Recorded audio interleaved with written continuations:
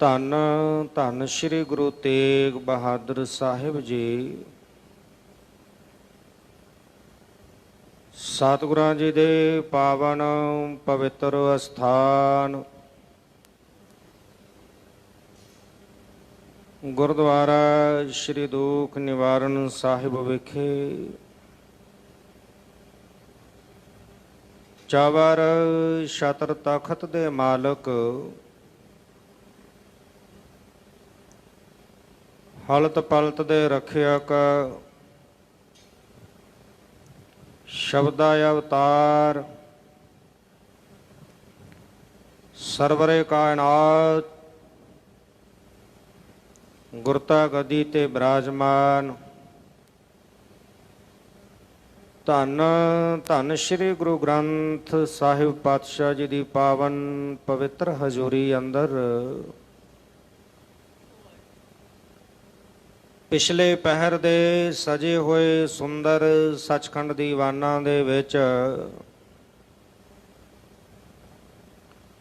ਹਾਜ਼ਰੀਆਂ ਭਰ ਰਹੇ ਗੁਰੂ ਸਵਾਰੀ ਗੁਰੂ ਖਾਲਸਾ ਸਾਧ ਸੰਗਤ ਜੀਓ, ਧੰਤਾ ਦੇ ਯੋਗ ਹੋ ਜੋ ਆਪ ਜੀ ਨਿਤਾ ਪ੍ਰਤ ਗੁਰਚਰਨਾਂ ਦੇ ਵਿੱਚ ਜੁੜ ਕਰਕੇ ਰਬੀ ਬਾਣੀ ਦੇ ਸ਼ਬਦ ਕੀਰਤਨ ਚੱਲ ਰਹੀ ਲੜੀਵਾਰ ਗੁਰ ਇਤਿਹਾਸ ਦੀ ਵਿਚਾਰ ਨੂੰ ਸਰਵਣ ਕਰਕੇ ਜੀਵਨ ਦਾ ਲਾਹਾ ਪ੍ਰਾਪਤ ਕਰਦੇ ਹੋ। ਬਹੁਤ ਹੀ ਪ੍ਰੇਮ ਵਿੱਚ ਭਿਜ ਕਰਕੇ ਗੁਰੂ ਕੇ ਕੀਰਤਨੀਏ ਰਬੀ ਬਾਣੀ ਦੇ ਸ਼ਬਦ ਕੀਰਤਨ ਗਾਇਨ ਕਰ ਰਹੇ ਸਨ ਤੇ ਆਪ ਸਮੁੱਚੀਆਂ ਸੰਗਤਾਂ ਦੇਵਤਿਆਂ ਵੱਤ ਸਮਾਧੀ ਲਾ ਕੇ ਬੜੇ ਪ੍ਰੇਮ ਵਿੱਚ ਭਿਜ ਕਰਕੇ ਰੱਬੀ ਬਾਣੀ ਦੇ ਸ਼ਬਦ ਕੀਰਤਨ ਸਰਵਨ ਕਰ ਰਹੇ ਸੀ। ਉਪਰੰਤ ਸਮਾਂ ਬਣਿਆ ਹੈ ਚੱਲ ਰਹੀ ਲੜੀਵਾਰ ਗੁਰ ਇਤਿਹਾਸ ਦੀ ਵਿਚਾਰ ਦਾ। ਕੱਲ ਦੇ ਪ੍ਰਕਰਣ ਅੰਦਰ ਆਪ ਜੀਆਂ ਨੇ ਸਰਵਣ ਕੀਤਾ ਸੀ ਕਲਗੀਧਰ ਦਸ਼ਮੇਸ਼ ਪਿਤਾ ਚੋਜੀ ਪ੍ਰੀਤਮ ਸਰਬੰਸਦਾਨੀ ਅੰਮ੍ਰਿਤ ਕੇ ਦਾਤੇ ਸਤਿਗੁਰੂ ਧੰਨ ਧੰਨ ਸਾਹਿਬ ਸ੍ਰੀ ਗੁਰੂ ਗੋਬਿੰਦ ਸਿੰਘ ਸਾਹਿਬ ਪਾਤਸ਼ਾਹ ਜੀ ਆਨੰਦਪੁਰ ਸਾਹਿਬ ਸਤਿਗੁਰਾਂ ਜੀ ਦਾ ਦੀਵਾਨ ਸਜਦਾ ਹੈ। ਬੇਅੰਤ ਸਿੱਖ ਸੰਗਤਾਂ ਚੱਲ ਕੇ ਆਉਂਦੀਆਂ ਸਤਿਗੁਰੂ ਜੀ ਦੇ ਦੀਦਾਰ ਕਰਦੀਆਂ ਜੋ ਵੀ ਭਾਵਨਾਵਾਂ ਕਾਮਨਾਵਾਂ ਲੈ ਕੇ ਸਿੱਖ ਸੰਗਤਾਂ ਸਤਿਗੁਰੂ ਪਾਤਸ਼ਾਹ ਜੀ ਦੇ ਦਰਬਾਰ ਵਿੱਚ ਪਹੁੰਚਦੀਆਂ ਸਤਿਗੁਰੂ ਜੀ ਸਭਨਾਂ ਦੀਆਂ ਭਾਵਨਾਵਾਂ ਕਾਮਨਾਵਾਂ ਨੂੰ ਪੂਰੀਆਂ ਕਰਦੇ ਹਨ। ਸਰਹੰਦ ਸ਼ਹਿਰ ਦਾ ਰਹਿਣ ਵਾਲਾ ਇੱਕ ਮੌਲਾ ਸਿੱਖ ਹੋਇਆ ਗੁਰੂ ਕਲਗੀਧਰ ਪਾਤਸ਼ਾਹ ਜੀ ਦਾ। ਉਹਦਾ ਪੁੱਤਰ ਸੀ ਜਿਹਨੇ ਖੰਡੇ ਬਾਟੇ ਦੀ ਪਾਹੁਲ ਪ੍ਰਾਪਤ ਕੀਤੀ, ਅੰਮ੍ਰਿਤ ਛਕਿਆ, ਪਹਿਲ ਸਿੰਘ ਦਾ ਨਾਮ ਸੀ। ਇਹ ਆਪਣੇ ਘਰ ਤੋਂ ਆਪਣੀ ਮਾਤਾ ਨੂੰ ਨਾਲ ਲੈ ਆਇਆ, ਆਨੰਦਪੁਰ ਸਾਹਿਬ ਕਲਗੀਧਰ ਦਸ਼ਮੇਸ਼ ਪਿਤਾ ਦੇ ਦਰਬਾਰ ਵਿੱਚ ਪਹੁੰਚਿਆ। ਸਤਿਗੁਰਾਂ ਜੀ ਦੇ ਦੀਦਾਰ ਕੀਤੇ, ਬੰਦਨਾ ਕੀਤੀ। ਦਸ਼ਮੇਸ਼ ਪਿਤਾ ਸਤਿਗੁਰੂ ਪਾਤਸ਼ਾਹ ਜੀ ਨੇ ਪੁੱਛਿਆ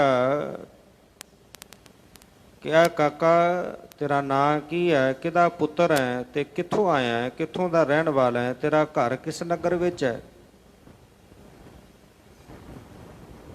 ਦੱਸਣ ਲੱਗਾ ਕਿ ਮੇਰੇ ਪਿਤਾ ਜੀ ਦਾ ਨਾਮ ਮੌਲਾ ਹੈ, ਉਹ ਆਪ ਜੀ ਦੇ ਸਿੱਖ ਸਨ,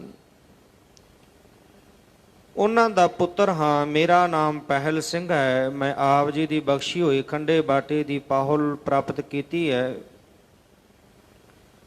ਸਰਹੰਦ ਨਗਰ ਦੇ ਵਿੱਚ, ਸਰਹੰਦ ਸ਼ਹਿਰ ਦੇ ਵਿੱਚ ਮੇਰਾ ਘਰ ਹੈ।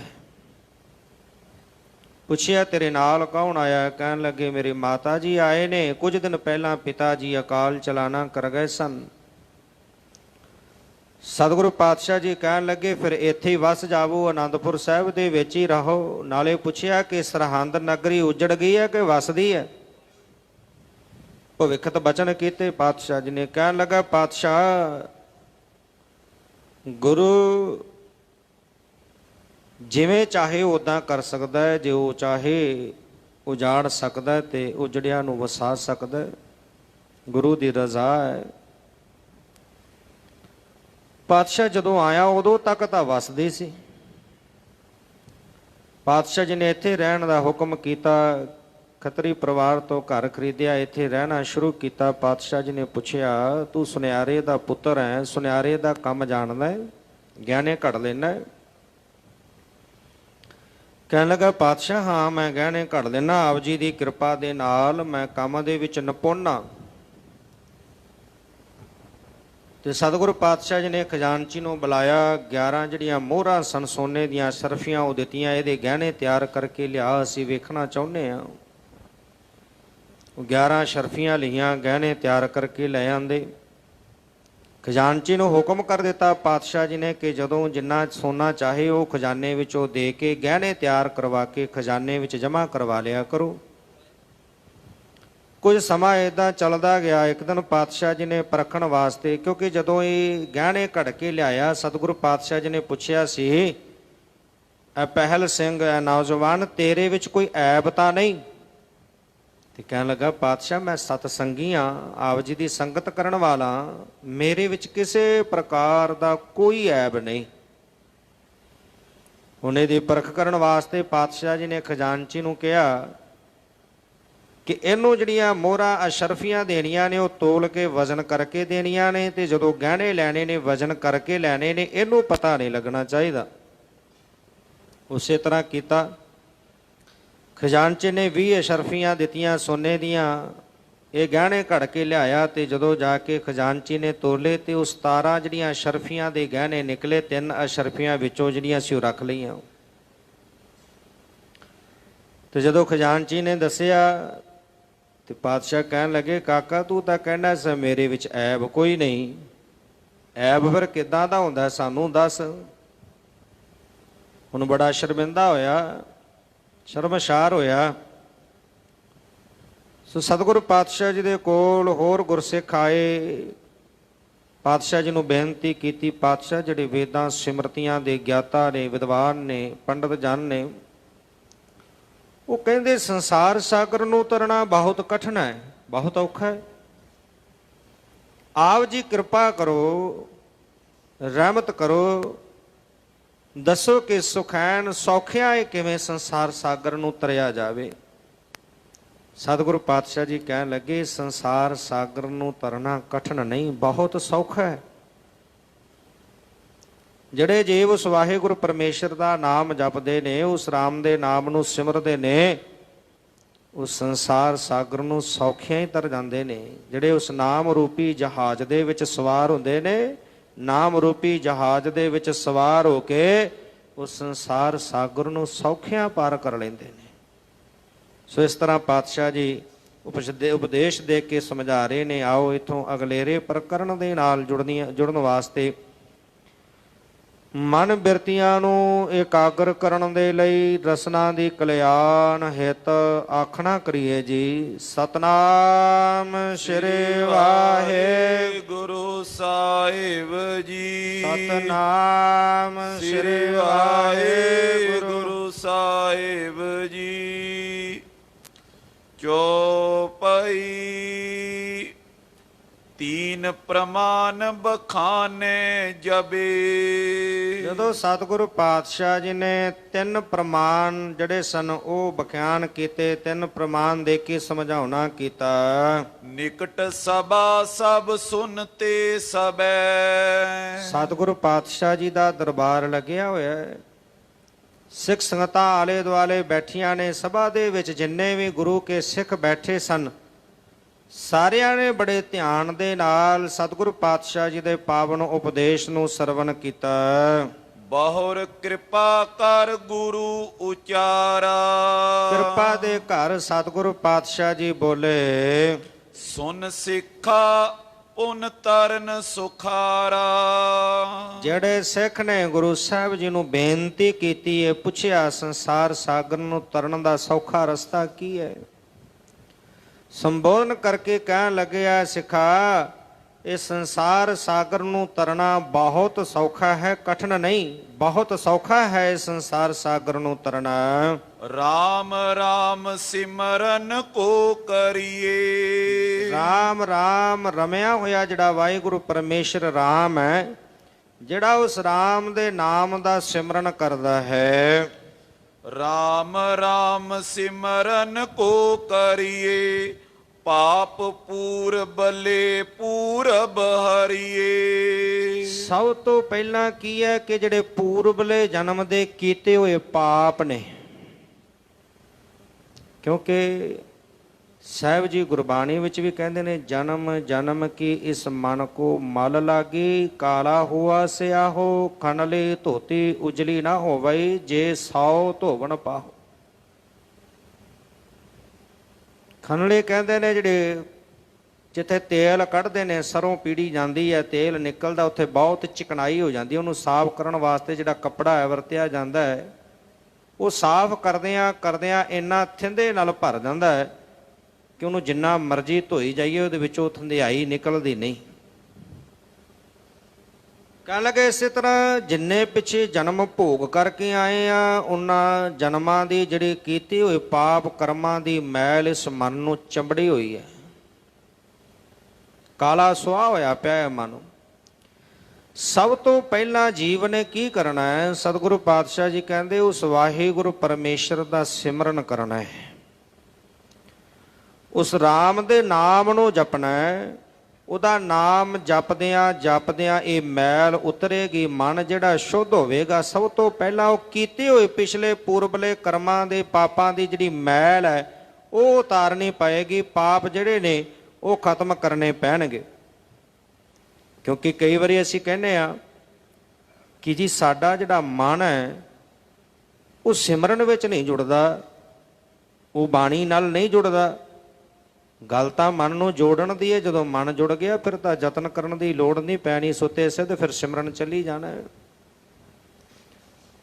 ਕਿਉਂਕਿ ਭਾਂਡਾ ਸਾਫ਼ ਨਾ ਹੋਵੇ ਤੇ ਉਹਦੇ ਵਿੱਚ ਵਸਤੂ ਨਹੀਂ ਪਾਈ ਜਾਂਦੀ, ਉਹ ਵਸਤੂ ਬਹੁਤਾ ਚਿਰ ਰਹਿੰਦੀ ਨਹੀਂ ਜੇ ਪਾ ਵੀ ਦਈਏ, ਜੇ ਭਾਂਡਾ ਸਾਫ਼ ਹੀ ਨਾ ਹੋਵੇ। ਸੋਹੀ ਰਾਗ ਦੇ ਅੰਦਰ ਧੰਨ ਗੁਰੂ ਨਾਨਕ ਸਾਹਿਬ ਪਾਤਸ਼ਾਹ ਜੀ ਉਚਾਰਨ ਕਰਦੇ ਨੇ, ਭਾਂਡਾ ਧੋਏ ਬੈਸ ਧੂਪ ਦੇਵਾਓ, ਤਉ ਦੁੱਧੈ ਕੋ ਜਾਵਹੋ, ਦੂਧ ਕਰਮ ਫੁਨ ਸੁਰਤ ਸਮਾਇਨ ਹੋਏ, ਨਿਰਾਸ ਜੰਵਾਵਹੋ। ਜਿਵੇਂ ਦੁੱਧ ਪਵਾਉਣ ਵਾਸਤੇ ਭਾਂਡਾ ਚੰਗੀ ਤਰ੍ਹਾਂ ਧੋਣਾ ਪੈਂਦਾ ਹੈ, ਚੰਗੀ ਤਰ੍ਹਾਂ ਧੋ ਕੇ ਉਹਨੂੰ ਧੁੱਪ ਦੇ ਵਿੱਚ ਸੁਕਾਇਆ ਜਾਂਦਾ ਹੈ, ਫਿਰ ਦੁੱਧ ਪਵਾਉਂਦੇ ਆ ਕਿ ਕਿਤੇ ਦੁੱਧ ਖਰਾਬ ਨਾ ਹੋ ਜਾਵੇ। ਇਸੇ ਤਰ੍ਹਾਂ ਸਾਡਾ ਅੰਤਸ਼ਕਰਨ ਰੂਪੀ ਭਾਂਡਾ ਹੈ, ਉਹਨਾਂ ਨੂੰ ਪੂਰਬਲੇ ਕੀਤੇ ਹੋਏ ਪਾਪਾਂ ਦੀ ਮੈਲ ਚਿੰਬੜੀ ਹੋਈ ਹੈ। ਉਹ ਧੋਣੀ ਕਾਹਦੇ ਨਾਲ ਹੈ? ਜਲ ਦੇ ਨਾਲ, ਨਾਮ ਰੂਪੀ ਜਲ ਨਾਲ। ਕਿਉਂਕਿ ਸੰਸਾਰ ਦੇ ਵਿੱਚ ਦੋ ਚੀਜ਼ਾਂ ਸੂਖਮ ਤੇ ਸਥੂਲ। ਸਰੀਰ ਸਾਡਾ ਕੀ ਹੈ? ਸਥੂਲ ਹੈ। ਬਾਹਰੀ ਜਿਹੜਾ ਜਲ ਹੈ ਉਹ ਸਥੂਲ ਹੈ। ਹੁਣ ਸਰੀਰ ਨੂੰ ਧੋਣ ਵਾਸਤੇ ਜਲ ਦੀ ਲੋੜ ਪੈਂਦੀ ਹੈ, ਆਪਾਂ ਜਲ ਦੇ ਨਾਲ ਇਸ਼ਨਾਨ ਕਰਦੇ ਹਾਂ। ਸਥੂਲ ਜਲ ਉੱਪਰੋਂ ਵਰਸਦਾ ਹੈ, ਨਦੀਆਂ ਤਲਾਬ ਭਰ ਜਾਂਦੇ ਨੇ ਜਲ ਦੇ। ਹੁਣ ਭਾਵੇਂ ਨਦੀਆਂ ਤਲਾਬਾਂ ਦੇ ਵਿੱਚ ਨਹਾ ਲਈਏ, ਭਾਵੇਂ ਵਰਖਾ ਦੇ ਵਿੱਚ ਜਾ ਕੇ ਖੜੇ ਹੋ ਜਾਈਏ, ਉਹਦੇ ਨਾਲ ਮਨ ਤਾਂ ਨਹੀਂ ਧੋਤਾ ਜਾਣਾ। ਮਨ ਸੂਖਮ ਹੈ ਤੇ ਉਹਦੇ ਵਾਸਤੇ ਜਲ ਵੀ ਸੂਖਮ ਚਾਹੀਦਾ। ਉਹ ਕਿਹੜਾ ਹੈ? ਉਹ ਹੈ ਨਾਮ ਰੂਪੀ ਜਲ। ਨਾਮ ਜਿਹੜਾ ਵਾਹਿਗੁਰੂ ਪਰਮੇਸ਼ਰ ਦਾ ਉਹ ਸੂਖਮ ਹੈ। ਇਸ ਕਰਕੇ ਨਾਮ ਰੂਪੀ ਜਲ ਦੇ ਨਾਲ ਮਨ ਨੂੰ ਅੰਤਸ਼ਕਰਨ ਰੂਪੀ ਭਾਂਡੇ ਨੂੰ ਧੋਣਾ ਪਵੇਗਾ। ਪਾਤਸ਼ਾਹ ਜੀ ਕਹਿੰਦੇ ਉਸ ਵਾਹਿਗੁਰੂ ਪਰਮੇਸ਼ਰ ਰਾਮ ਦੇ ਨਾਮ ਨੂੰ ਜਪਣਾ ਕਰੋ। ਪਹਿਲਾਂ ਪੂਰਬਲੇ ਕੀਤੇ ਹੋਏ ਜਿਹੜੇ ਪਾਪ ਨੇ ਹਰੀਆ ਭਾਵ ਉਹਨਾਂ ਨੂੰ ਖਤਮ ਕਰਨਾ ਪਵੇਗਾ। ਚਿਤ ਰਾਖੋ ਆਖਰ ਕੋ ਮਰਨਾ। ਤੇ ਚਿੱਤ ਵਿੱਚ ਇਹ ਖਿਆਲ ਹਰ ਵੇਲੇ ਬਣਾ ਕੇ ਰੱਖਣਾ ਕਿ ਆਖਰ ਨੂੰ ਮੌਤ ਆਉਣੀ ਹੈ, ਇੱਕ ਦਿਨ ਇਸ ਸੰਸਾਰ ਨੂੰ ਛੱਡਣਾ ਹੈ। ਕਿਉਂਕਿ ਸਾਹਿਬ ਜੀ ਗੁਰਬਾਣੀ ਵਿੱਚ ਕਹਿੰਦੇ ਨੇ, ਮਰਨ ਲਿਖਾਏ ਮੰਡਲ ਮੈਂ ਆਏ।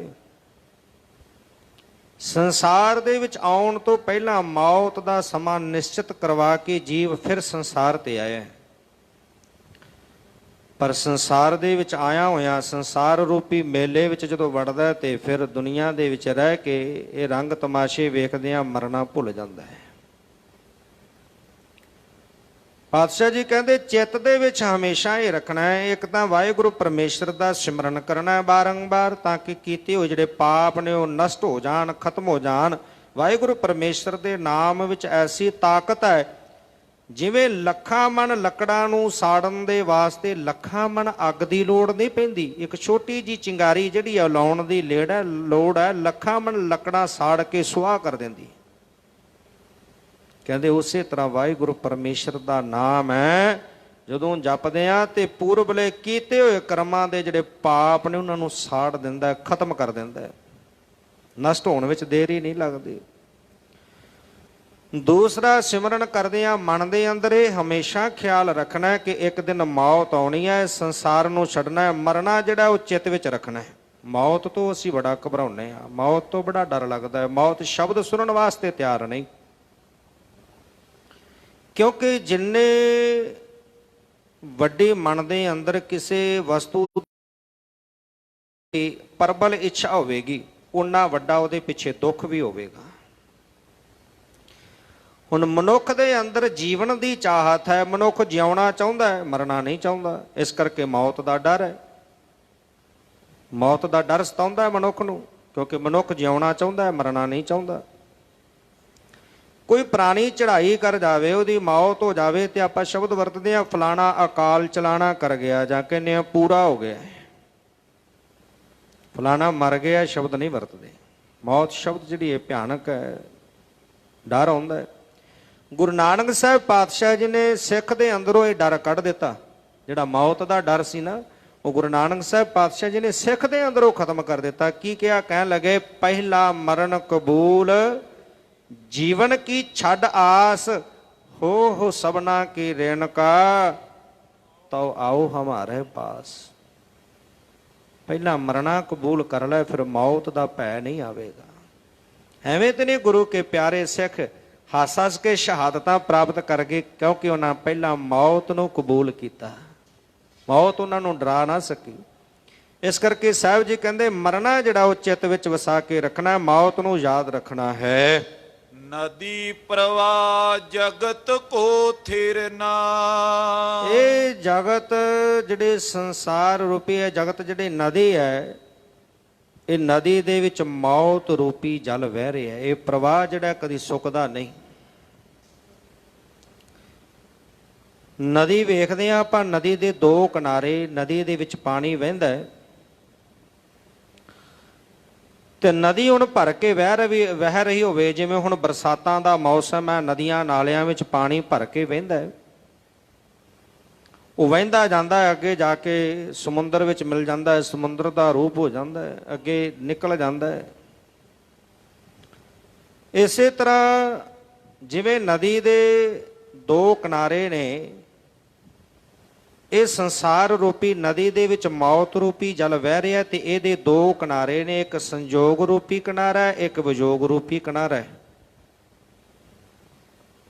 ਹੁਣ ਜੇ ਆਪਾਂ ਨਦੀ ਦੇ ਪ੍ਰਵਾਹ ਨੂੰ ਭਰ ਕੇ ਨਦੀ ਵਹਿ ਰਹੀ ਹੋਵੇ, ਉਹਦੇ ਜਲ ਜਿਹੜਾ ਭਰ ਕੇ ਵਹਿ ਰਿਹਾ, ਉਹਦੇ ਪ੍ਰਵਾਹ ਨੂੰ ਰੋਕਣ ਦਾ ਯਤਨ ਕਰੀਏ ਤੇ ਕੀ ਹੋਵੇਗਾ? ਪਿੱਛੇ ਹੜ੍ਹ ਆ ਜਾਵੇਗਾ, ਪਰਲੋ ਮਚ ਜਾਵੇਗੀ, ਉਹ ਫਿਰ ਨੁਕਸਾਨ ਕਰੇਗਾ। ਜੇ ਉਹ ਵਹਿੰਦਾ ਜਾ ਰਿਹਾ ਤੇ ਅੱਗੇ ਨਿਕਲ ਗਿਆ, ਨੁਕਸਾਨ ਨਹੀਂ ਕਰਦਾ। ਜੇਕਰ ਅਸੀਂ ਕਹੀਏ ਕਿ ਸੰਸਾਰ ਦੇ ਵਿੱਚ ਕੇਵਲ ਮਨੁੱਖ ਦਾ ਆਉਣਾ ਹੀ ਹੋਵੇ, ਮੌਤ ਹੋਵੇ ਹੀ ਨਾ, ਕੋਈ ਮਰੇ ਹੀ ਨਾ, ਫਿਰ ਨਦੀ ਵਾਲੀ ਹਾਲਤ ਬਣੇਗੀ। ਜਿਵੇਂ ਨਦੀ ਦੇ ਜਲ ਨੂੰ ਰੋਕਾਂਗੇ, ਉਹ ਨਦੀ ਦਾ ਜਲ ਜਿਵੇਂ ਫਿਰ ਪਰਲੋ ਮਚਾ ਦਿੰਦਾ ਹੈ, ਫਿਰ ਹੜ੍ਹ ਆ ਜਾਂਦਾ ਹੈ, ਅਨੇਕਾਂ ਪ੍ਰਕਾਰ ਦੇ ਨੁਕਸਾਨ ਕਰਦਾ ਹੈ, ਭਿਆਨਕ ਬਿਮਾਰੀਆਂ ਫੈਲਦੀਆਂ ਨੇ, ਫਿਰ ਉਹੀ ਹਾਲਤ ਸੰਸਾਰ ਦੀ ਹੋਵੇਗੀ। ਇਸ ਕਰਕੇ ਸੰਸਾਰ ਰੂਪੀ ਨਦੀ ਹੈ, ਇਸ ਸੰਸਾਰ ਰੂਪੀ ਨਦੀ ਦੇ ਵਿੱਚ ਮੌਤ ਰੂਪੀ ਪਾਣੀ ਵਹਿ ਰਿਹਾ ਹੈ। ਸੰਜੋਗ ਰੂਪੀ ਕਿਨਾਰੇ ਕਰਕੇ ਨਵਿਆਂ ਦਾ ਜਿਹੜਾ ਮਿਲਾਪ ਹੈ, ਕਿਉਂਕਿ ਜਿਹੜੇ ਪੁਰਾਣੇ ਆਏ ਹੋਏ ਜੀਵ ਜੰਤੂ ਮਨੁੱਖ ਨੇ ਉਹ ਜਾ ਰਹੇ ਨੇ, ਉਹਨਾਂ ਦਾ ਵਿਛੋੜਾ ਹੈ, ਵਿਛੋੜੇ ਦੇ ਕਾਰਨ ਜਿਹੜਾ ਹੈ ਸਾਨੂੰ ਦੁੱਖ ਮਹਿਸੂਸ ਹੁੰਦਾ ਹੈ। ਤੇ ਜਿਹੜਾ ਸੰਜੋਗ ਹੈ, ਸੰਜੋਗ ਰੂਪੇ ਜਿਹੜਾ ਕਿਨਾਰਾ ਹੈ, ਉਹਦੇ ਤੇ ਨਵੀਆਂ ਆਉਣ ਵਾਲੀਆਂ ਰੂਹਾਂ ਦਾ ਮਿਲਾਪ ਹੁੰਦਾ ਹੈ। ਇਹ ਦੋ ਕਿਨਾਰੇ ਨੇ ਸੰਸਾਰ ਰੂਪੀ ਨਦੀ ਦੇ। ਇਹਦਾ ਜਿਹੜਾ ਵਹਿਣ ਹੈ, ਪ੍ਰਵਾਹ ਹੈ, ਉਹ ਚੱਲ ਰਿਹਾ, ਵਹਿ ਰਿਹਾ ਹੈ। ਇਨ ਦੋਨੋਂ ਕੋ ਨਾਹੀ ਵਿਸਾਰੋ। ਇਹ ਦੋ ਗੱਲਾਂ ਕਦੀ ਵੀ ਮਨ ਵਿੱਚੋਂ ਨਹੀਂ ਵਿਸਾਰਨੀਆਂ।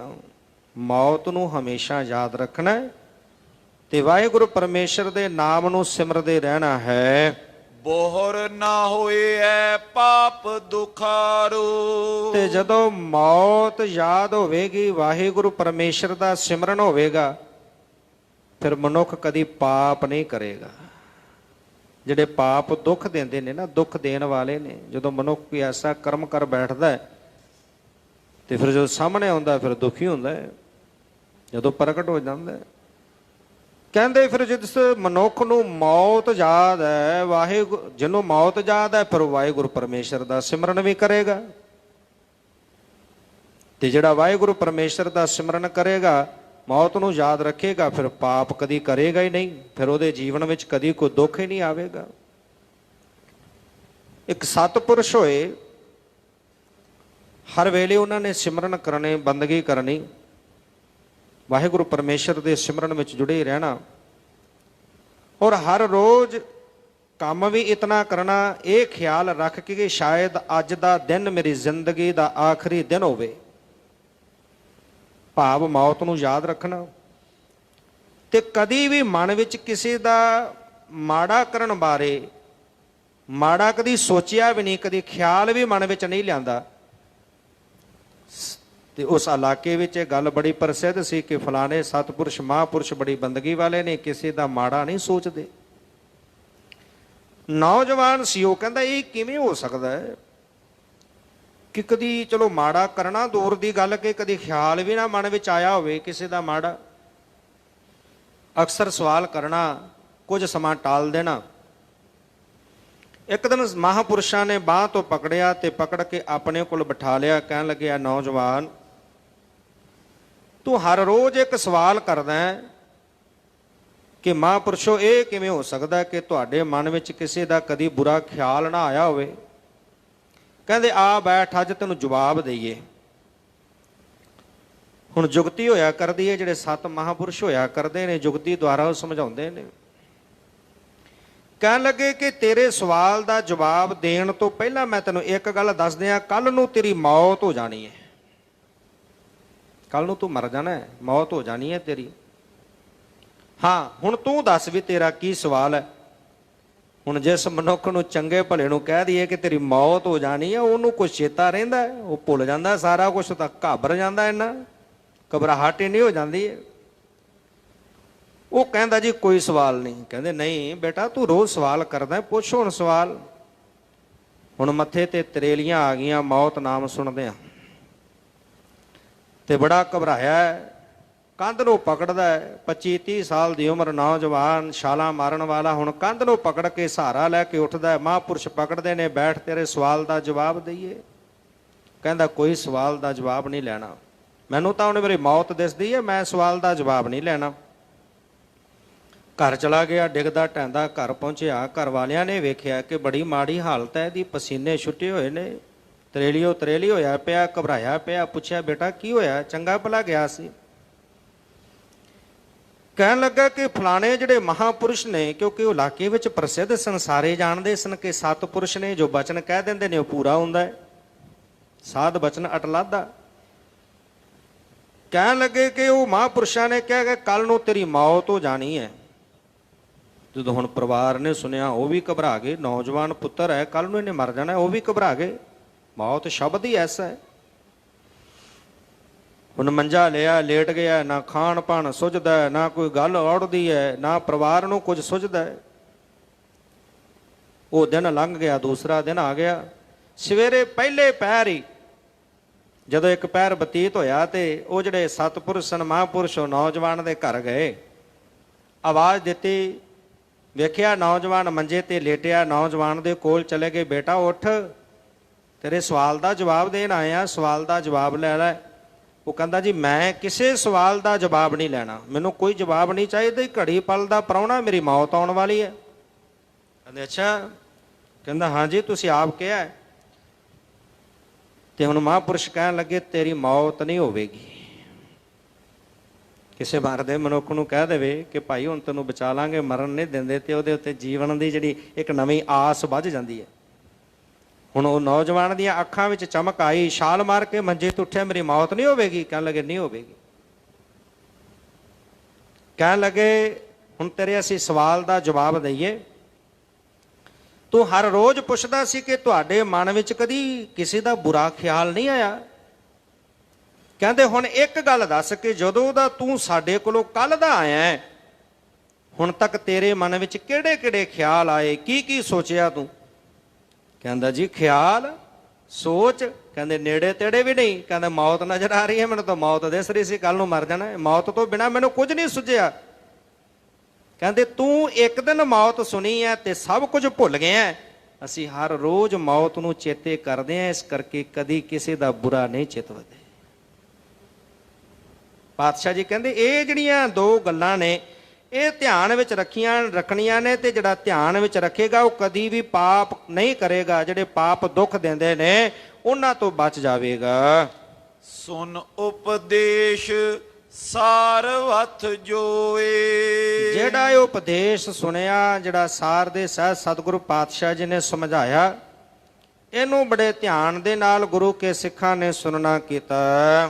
ਰਾਮ ਮਰਨ ਰਾਖਨ ਚਿਤ ਦੋਏ। ਇੱਕ ਰਾਮ ਦਾ ਨਾਮ, ਵਾਹਿਗੁਰੂ ਪਰਮੇਸ਼ਰ ਦਾ ਨਾਮ, ਤੇ ਦੂਜਾ ਮੌਤ। ਇਹ ਹੁਣ ਚਿੱਤ ਦੇ ਵਿੱਚ ਪੱਕੀ ਤਰ੍ਹਾਂ ਵਸਾ ਲਿਆ। ਇਹਨੂੰ ਹੁਣ ਸਿੱਖ ਯਾਦ ਰੱਖਦੇ ਹਨ। ਧਾਰਨ ਕਰਿਓ ਜਿਨੋ ਉਪਦੇਸ਼। ਤੇ ਜਿਨ੍ਹਾਂ ਨੇ ਵੀ ਗੁਰੂ ਪਾਤਸ਼ਾਹ ਜੀ ਦੇ ਉਪਦੇਸ਼ ਨੂੰ ਸੁਣ ਕੇ ਹਿਰਦੇ ਵਿੱਚ ਧਾਰਨ ਕੀਤਾ। ਹੁਣ ਧਾਰਨ ਸਾਰੇ ਤਾਂ ਨਹੀਂ ਨਾ ਕਰਦੇ, ਵਿਰਲੇ ਨੇ ਜਿਹੜੇ ਧਾਰਨ ਕਰਦੇ ਨੇ। ਸੁਣਦੇ ਅਸੀਂ ਸਾਰੇ ਹੀ ਆ, ਪਰ ਧਾਰਨ ਵਿਰਲੇ ਹੀ ਕਰਦੇ ਨੇ। ਫਿਰ ਧਾਰ ਕੇ ਅੱਗੇ ਉਹਦੀ ਕਮਾਈ ਹੈ ਉਹ ਹੋਰ ਵਿਰਲੇ ਨੇ ਜਿਹੜੇ ਕਰਦੇ ਨੇ। ਇਸ ਕਰਕੇ ਜਿਨ੍ਹਾਂ ਨੇ ਉਪਦੇਸ਼ ਉਹ ਸੁਣ ਕਰਕੇ ਹਿਰਦੇ ਦੇ ਵਿੱਚ ਧਾਰਨ ਕੀਤਾ। ਚਿਤ ਰਾਖੇ ਜੁਗ ਮਿਟੇ ਕਲੇਸ਼। ਤੇ ਚਿੱਤ ਦੇ ਵਿੱਚ ਵਸਾ ਕੇ ਰੱਖਿਆ, ਜਗਤ ਦੇ ਜਿੰਨੇ ਕਲੇਸ਼ ਨੇ, ਦੁੱਖ ਨੇ, ਉਹ ਉਹਨਾਂ ਦੇ ਜੀਵਨ ਦੇ ਵਿੱਚੋਂ ਸਾਰੇ ਮਿਟ ਗਏ, ਖਤਮ ਹੋ ਗਏ। ਸਤਿਗੁਰ ਦਰਸ਼ਨ ਕਾਟਤ ਪਾਪ।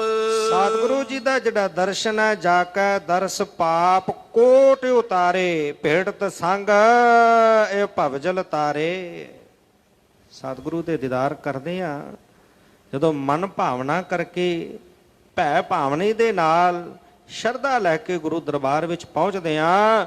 ਧੰਨ ਗੁਰੂ ਗ੍ਰੰਥ ਸਾਹਿਬ ਪਾਤਸ਼ਾਹ ਜੀ ਦੇ ਦੀਦਾਰ ਕਰਦੇ ਆ। ਸਤਿਗੁਰੂ ਜੀ ਦੇ ਦੀਦਾਰ ਜਿਹੜੇ ਮਨ ਭਾਵਨੀ, ਭੈ ਭਾਵਨੀ ਵਿੱਚ ਰਹਿ ਕੇ ਕਰਦੇ ਨੇ, ਸਤਿਗੁਰੂ ਜੀ ਉਹਨਾਂ ਦੇ ਜੀਵਨ ਦੇ ਸਾਰੇ ਜਿਹੜੇ ਪਾਪ ਨੇ ਉਹ ਕੱਟ ਦਿੰਦੇ ਨੇ। ਜਾ ਕੇ ਦਰਸ ਪਾਪ ਕੋਟ ਉਤਾਰੇ। ਕਰੋੜਾਂ ਪਾਪ ਜਿਹੜੇ ਆ ਗੁਰੂ ਕਿਰਪਾ ਕਰਕੇ ਉਹਨਾਂ ਦੇ ਖਤਮ ਕਰ ਦਿੰਦਾ ਹੈ।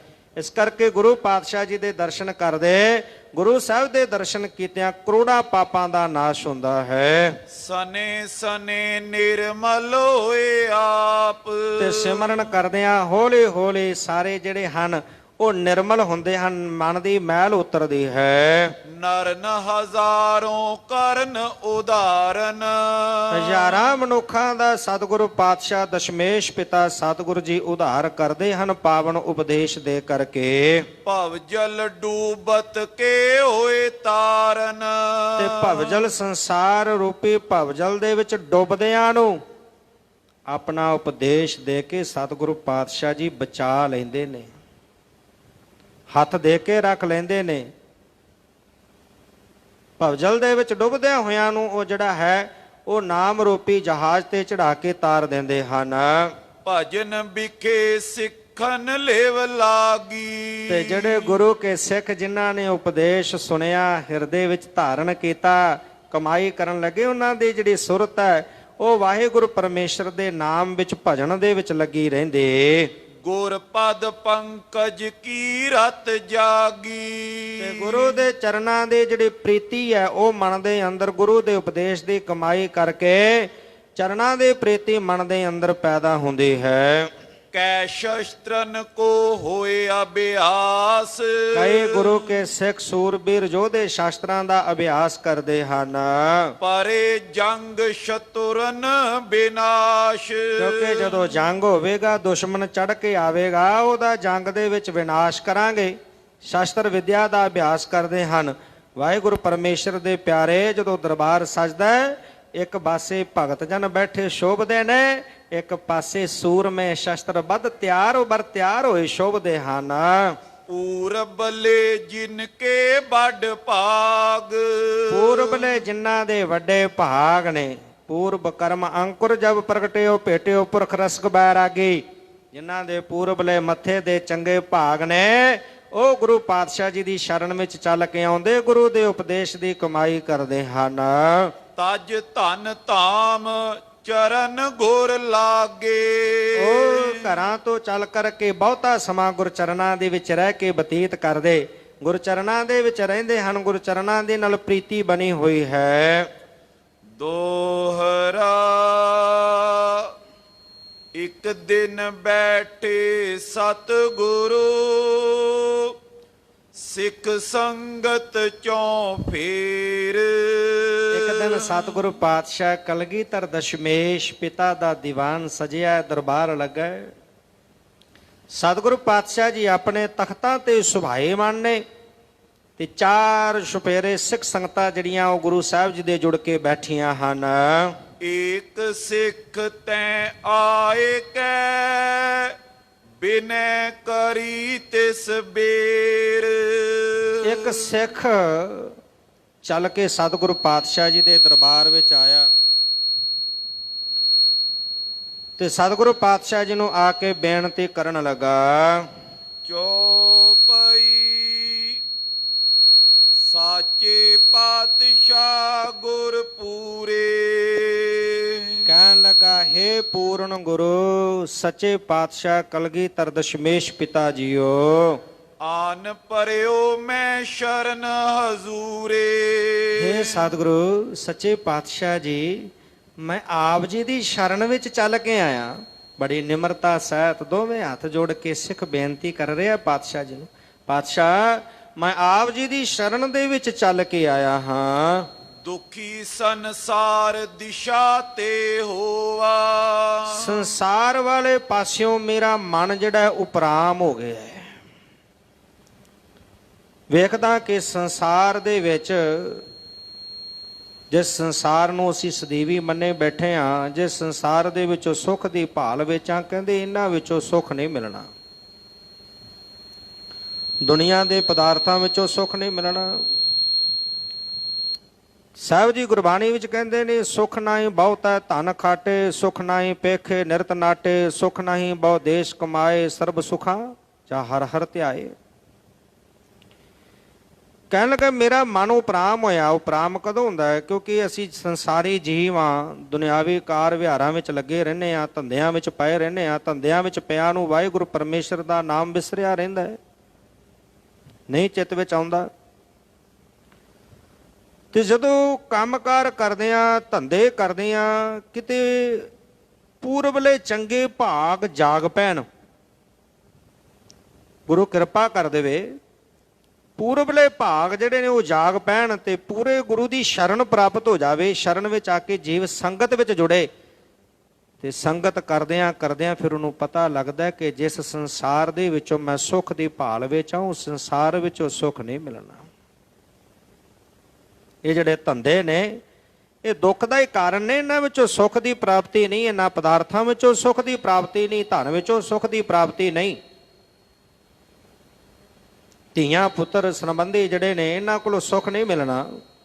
ਠੀਕ ਹੈ, ਫਰਜ਼ ਨੇ ਉਹ ਨਿਭਾਉਣੇ ਨੇ, ਪਰ ਉਹਨਾਂ ਨੂੰ ਨਿਭਾਉਂਦਿਆਂ ਜਿਵੇਂ ਪਾਤਸ਼ਾਹ ਜੀ ਨੇ ਪਿੱਛੇ ਉਪਦੇਸ਼ ਦਿੱਤਾ ਕਿ ਮੌਤ ਚੇਤੇ ਰੱਖਣੀ ਹੈ ਤੇ ਸਿਮਰਨ ਨਾਲ ਸੁਰਤ ਜੋੜ ਕੇ ਰੱਖਣੀ ਹੈ। ਤਰਲੋਚਨ ਜੀ ਚੱਲ ਕੇ ਆਏ ਭਗਤ ਨਾਮਦੇਵ ਜੀ ਦੇ ਕੋਲ। ਵੇਖਿਆ ਨਾਮਦੇਵ ਜੀ ਕੱਪੜੇ ਰੰਗ ਰਹੇ ਨੇ। ਕਹਿੰਦੇ ਇਹ ਤਾਂ ਹੁਣ ਸੰਸਾਰੀ ਧੰਦਿਆਂ ਵਿੱਚ ਪਿਆ, ਇਹਨੂੰ ਤਾਂ ਨਾਮ ਭੁੱਲ ਗਿਆ ਹੋਣਾ। ਤੇ ਜਦੋਂ ਪੁੱਛਿਆ ਤੇ ਨਾਮਦੇਵ ਜੀ ਨੇ ਕੀ ਜਵਾਬ ਦਿੱਤਾ? ਕਹਿਣ ਲੱਗੇ, ਨਾਮਾ ਕਹਿ ਤਿਲੋਚਨਾ, ਮੁਖ ਤੇ RAM ਸੰਭਾਲ, ਹਾਥ ਪਾਉ ਕਰ ਕਾਮ, ਸਭ ਚੀਤ ਨਿਰੰਜਨ ਨਾਲ। ਧੰਦੇ ਨਹੀਂ ਵੀ ਛੱਡਦੇ ਰਹੇ ਨੇ, ਕੰਮ ਕਰ ਇਹ ਨਹੀਂ ਵੀ ਛੱਡਦੇ ਨੇ, ਕਰਨਾ ਪਰ ਚਿੱਤ ਨੂੰ ਵਾਹਿਗੁਰੂ ਪਰਮੇਸ਼ਰ ਨਾਲ ਜੋੜ ਕੇ ਰੱਖਣਾ। ਕਹਿਣ ਲੱਗੇ ਕਿ ਜਿਹੜਾ ਸੰਸਾਰ ਹੈ ਇਹਦੇ ਵੱਲੋਂ ਮੇਰਾ ਮਨ ਦੁਖੀ ਹੋਇਆ, ਉਪਰਾਮ ਹੋਇਆ ਹੈ, ਇਸ ਕਰਕੇ ਮੈਂ ਆਪ ਜੀ ਦੀ ਸ਼ਰਨ ਵਿੱਚ ਚੱਲ ਕੇ ਆਇਆ ਹਾਂ। ਰਿਓ ਵਿਚਾਰ ਨਹੀਂ ਸੁਖ ਜੋਵਾ। ਮੈਂ ਵਿਚਾਰ ਕੀਤੀ ਹੈ, ਵਿਚਾਰਿਆ ਹੈ, ਕਿਉਂਕਿ ਵਿਚਾਰ ਤਾਂ ਹੀ ਆਵੇਗੀ ਜੇ ਮਨ ਅੰਦਰ ਵੈਰਾਗ ਆਵੇਗਾ। ਸੰਗਤ ਵਿੱਚ ਜੁੜਾਂਗੇ, ਮਨ ਜਿਹੜਾ ਸੰਸਾਰ ਵੱਲੋਂ ਉਪਰਾਮ ਉਦੋਂ ਹੋਵੇਗਾ ਜਦੋਂ ਹਿਰਦੇ ਵਿੱਚ ਵੈਰਾਗ ਪ੍ਰਗਟ ਹੋਵੇਗਾ। ਵੈਰਾਗ ਦੋ ਤਰ੍ਹਾਂ ਦਾ ਹੈ। ਇੱਕ ਵੈਰਾਗ ਜਿਹੜਾ ਹੈ ਉਹ ਖੋਟੇ ਕਰਮਾਂ ਵਾਲਾ ਹੈ, ਇੱਕ ਵੈਰਾਗ ਸ੍ਰੇਸ਼ਟ ਵੈਰਾਗ ਹੈ ਜਿਹਦੇ ਅੰਦਰ ਮਨ ਬੈਰਾਗ ਭਇਆ, ਦਰਸ਼ਨ ਦੇਖਣ ਕਾ ਚਾਓ, ਇੱਕ ਉਹ ਵੈਰਾਗ ਹੈ ਸ੍ਰੇਸ਼ਟ ਵੈਰਾਗ। ਤੇ ਜਦੋਂ ਵੈਰਾਗ ਹਿਰਦੇ ਵਿੱਚ ਪੈਦਾ ਹੁੰਦਾ ਹੈ ਉਦੋਂ ਫਿਰ ਜੀਵ ਦੇ ਹਿਰਦੇ ਵਿੱਚ ਵਿਚਾਰ ਆਉਂਦੀ ਹੈ। ਜਿੰਨੀ ਦੇਰ ਵੈਰਾਗ ਨਹੀਂ ਆਉਂਦਾ ਉਨੀ ਦੇਰ ਤੱਕ ਵਿਚਾਰ ਵੀ ਨਹੀਂ ਆਉਂਦੀ। ਜੀਵ ਪਿਆ ਧੰਦਿਆਂ ਵਿੱਚ ਲੱਗਿਆ, ਦਿਨੇ ਰਾਤ ਤੁਰਿਆ ਫਿਰਦਾ, ਤੇ ਜਦੋਂ ਵਿਚਾਰ ਆਉਂਦੀ ਹੈ ਫਿਰ ਜੀਵ ਸੋਚਦਾ ਹੈ ਕਿ ਮੈਂ ਕਿਸ ਪਾਸੇ ਵੱਲ ਤੁਰਿਆ ਹੋਇਆ। ਮਨ ਮਨੁੱਖਾ ਜਨਮ ਕਾਹਦੇ ਵਾਸਤੇ ਮਿਲਿਆ? ਕੇਵਲ ਧੰਦੇ ਕਰਨ ਵਾਸਤੇ? ਨਹੀਂ। ਸਾਹਿਬ ਜੀ ਤਾਂ ਹੋਰ ਕਹਿੰਦੇ ਨੇ, ਗੁਰਬਾਣੀ ਵਿੱਚ ਹਰ ਰੋਜ਼ ਸੁਣਦੇ ਆ, ਹਰ ਰੋਜ਼ ਸੰਧਿਆ ਸਮੇਂ ਪੜ੍ਹਦੇ ਆ। ਪੰਚਮ ਗੁਰਦੇਵ ਪਾਤਸ਼ਾਹ ਜੀ ਪੁਕਾਰ ਕੇ ਕਹਿੰਦੇ ਨੇ, ਭਾਈ ਪ੍ਰਾਪਤ ਮਾਨੁਖ ਦੇ ਹੁਰੀਆ, ਗੋਬਿੰਦ ਮਿਲਣ ਕੀਏ ਤੇਰੀ ਬਰੀਆ, ਅਵਰ ਕਾਜ ਤੇਰਾ ਕਿਤਾ ਨਾ ਕਾਮ। ਇਹ ਕਿਸੇ ਕੰਮ ਨਹੀਂ ਆਉਣੇ। ਮਿਲ ਸਾਧ ਸੰਗਤ ਭਜ ਕੇਵਲ ਨਾਮ। ਜਨਮ ਤਾਂ ਇਸ ਵਾਸਤੇ ਮਿਲਿਆ ਸੀ। ਫਿਰ ਵਿਚਾਰ ਆਉਂਦੀ ਹੈ, ਜੀਵ ਸੋਚਦਾ, ਕਹਿੰਦੇ ਮੈਂ ਵਿਚਾਰਿਆ ਕਿ ਸੰਸਾਰ ਵਿੱਚ ਨਾ ਧੰਦਿਆਂ ਵਿੱਚੋਂ ਸੁੱਖ ਪ੍ਰਾਪਤ ਨਹੀਂ ਹੋਣਾ। ਦਿਓ ਕਲਿਆਣ ਕਿਰਪਾ ਕੋ ਠਾਨੋ। ਇਹ ਕਿਰਪਾ ਦੇ ਘਰ ਸਤਿਗੁਰੂ ਪਾਤਸ਼ਾਹ ਜੀਓ ਕਿਰਪਾ ਕਰੋ, ਤਰਸ ਕਰੋ, ਰਹਿਮਤ ਕਰੋ। ਮੈਂ ਤੁਹਾਡੀ ਸ਼ਰਨ ਵਿੱਚ ਚੱਲ ਕੇ ਆਇਆ ਪਾਤਸ਼ਾਹ। ਮੇਰਾ ਮਨ ਸੰਸਾਰ ਵੱਲੋਂ ਉਪਰਾਮ ਹੋ ਗਿਆ ਤੇ ਮੈਂ ਆਪ ਜੀ ਦੀ ਸ਼ਰਨ 'ਚ ਚੱਲ ਕੇ ਆਇਆ। ਕਿਰਪਾ ਕਰਕੇ ਮੇਰੇ ਕਲਿਆਣ ਕਰ ਦੇਵੋ। ਜਨਮ ਮਰਨ ਦੁਖ ਅਰ ਅਗਹਾਨੋ। ਜਨਮ ਮਰਨ ਦਾ ਵੱਡਾ ਦੁੱਖ ਹੈ। ਕੀਤੇ ਹੋਏ ਪਾਪ ਕਰਮ ਨੇ, ਉਹਨਾਂ ਦੇ ਕਾਰਨ ਦੁਖੀ ਹੋਣਾ। ਪਾਪਾਂ ਦੇ ਕਾਰਨ ਹੀ ਜਨਮ ਮਰਨ ਦਾ ਚੱਕਰ ਹੈ, ਕਿਉਂਕਿ ਸਿਮਰਨ ਨਹੀਂ, ਪਾਪ ਕਰਮਾਂ ਵਿੱਚ ਪਏ ਹੋਏ ਆ ਤੇ ਫਿਰ ਜਨਮ ਮਰਨ ਦਾ ਚੱਕਰ ਪਿਆ ਰਹਿੰਦਾ। ਬੰਦਾ ਉਸੇ ਚੱਕਰ ਵਿੱਚ ਤੁਰਿਆ ਰਹਿੰਦਾ ਹੈ।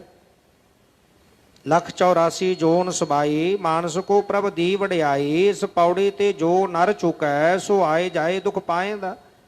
ਮਨੁੱਖਾ ਜਨਮ ਦੀ ਪੌੜੀ ਮਿਲੀ ਹੈ ਤੇ ਜੇ ਹੱਥਾਂ ਡੰਡਾ ਛੁੱਟ ਗਿਆ, ਪੈਰ ਫਿਸਲ ਗਿਆ, ਫਿਰ ਉਸੇ ਚੱਕਰ ਵਿੱਚ ਜੀਵ ਫਿਰ ਪੈ ਜਾਂਦਾ ਹੈ। ਪਾਤਸ਼ਾਹ ਜੀ ਕਿਰਪਾ ਕਰੋ, ਇਹ ਜਨਮ ਮਰਨ ਦਾ ਵੱਡਾ ਦੁੱਖ ਹੈ। ਜਿਹੜੇ ਪਾਪ ਨੇ ਉਹ ਕਿਰਪਾ ਕਰਕੇ ਖਤਮ ਕਰ ਦੇਵੋ, ਬਚਾ ਲਵੋ, ਮੁਕਤ ਕਰੋ। ਪੜਿਓ ਨਹੀਂ ਮੈਂ ਵਿਦਿਆ ਕੋਈ। ਪਾਤਸ਼ਾਹ ਮੈਂ ਕੋਈ ਸੰਸਾਰੀ ਜਿਹੜੀ ਵਿਦਿਆ ਉਹ ਨਹੀਂ ਪੜਿਆ, ਅਨਪੜ੍ਹ ਆ ਪਾਤਸ਼ਾਹ। ਵਿਦਿਆ ਧਾਰਨ ਨਹੀਂ ਕੀਤੀ, ਜਿਹੜੀ ਪੜ੍ਹਾਈ ਹੈ ਉਹ ਮੈਂ ਨਹੀਂ ਕੀਤੀ। ਵਰਣ ਗੁਰਮੁਖੀ ਲਖੇ ਨਾ ਸੋਈ। ਗੁਰਮੁਖੀ ਦੇ ਜਿਹੜੇ ਵਰਨ ਅੱਖਰ ਨੇ ਉਹਨਾਂ ਨੂੰ ਵੀ ਨਹੀਂ ਮੈਂ ਜਾਣਦਾ, ਪੜ੍ਹਾਈ ਵੀ ਨਹੀਂ ਕੀਤੀ, ਕਿਸੇ ਤਰ੍ਹਾਂ ਦੀ ਪੜ੍ਹਾਈ ਦਾ ਗਿਆਨ ਪ੍ਰਾਪਤ ਨਹੀਂ ਕੀਤਾ, ਕੋਈ ਅੱਖਰ ਪੜ੍ਹੇ ਨਹੀਂ। ਗੁਰਮੁਖੀ ਦੇ ਅੱਖਰਾਂ ਦੇ ਬਾਬਤ ਵੀ ਮੈਂ ਜਾਣਦਾ ਨਹੀਂ। ਗੁਰੂ ਕਹਿਓ ਤੂੰ ਧੰਨ ਮਹਾਨਾ।